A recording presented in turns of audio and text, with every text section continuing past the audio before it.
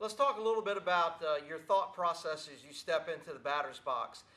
For a lot of guys, when they're on deck, it's a preparation time. They're getting ready to hit. They're physically getting loose.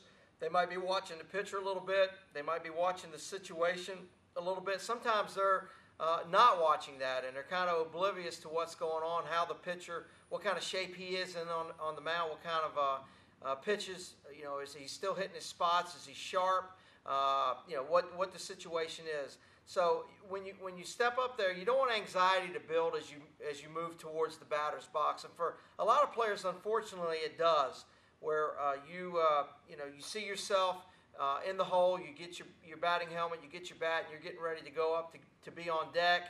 As you step into the on-deck circle, your heart might be starting to beat a little bit more. You might start feeling a little bit of anxiety, and as you walk up to the plate, it might intensify. For some players, it's just the opposite. There's a calmness that comes over them, and as they make their way to the plate, there's a clearness of what they're trying to do, and that's what you really want to have. You want to have a purpose when you walk up there. You want to be in a good, relaxed state when you step in to the batter's box. You don't want to go in there with you're physically getting worked up, where your heart rate is intensifying, your breathing's intensifying, because it's going to cause your mind to start thinking of different things that it really shouldn't be thinking about.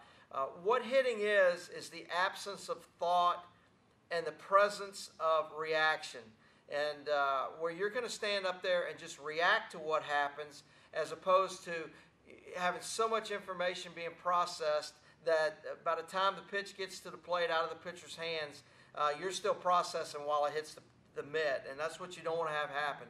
So many players overthink themselves in the batter's box. They overthink what's going on, what's happening, what pitch might be coming, what pitch did the pitcher get me out on last time.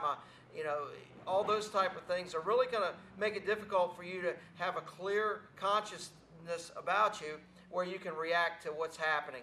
You've already worked on your swing. You're prepared when you step into the box. If you're still trying to work on your swing when you're in the batter's box, you haven't prepared yourself for the game. That is done away from the game situation.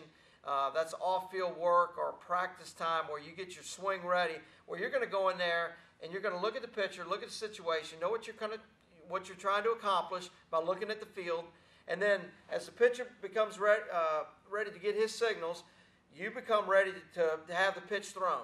And what you're going to do is you're going to quiet everything down, you're going to relax, you're going to slow your breathing down, which hopefully will slow your heart rate down to where you're able to just see what's happening, have a pitch in mind that you want to hit, and react to that pitch. As the count works along, you're going to change that with no man on, no man out. For instance, you're going to have a ball that's in one little area of the zone. Zone 1 hitting, which is a very small zone. You're going to work around that zone a little bit, maybe 4 to 5 inches around that zone. If the ball is in that spot, then you're going to go get it. If not, you're going to let it go.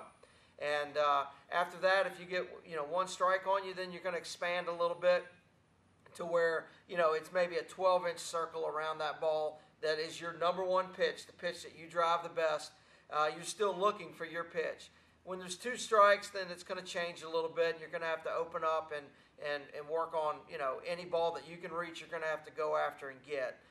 So that's how it progresses through the number of strikes that you have on you. However, one thing, an overlying factor in all of this is you're not making 2 decisions when you're up there. When I say 2 decisions, I mean yes and no. What most people feel is like that's one decision, yes or no. But it's actually 2 decisions. You're taking in information and you're deciding, yes, I'm going to swing, no, I'm not going to swing. And that is 2 decisions.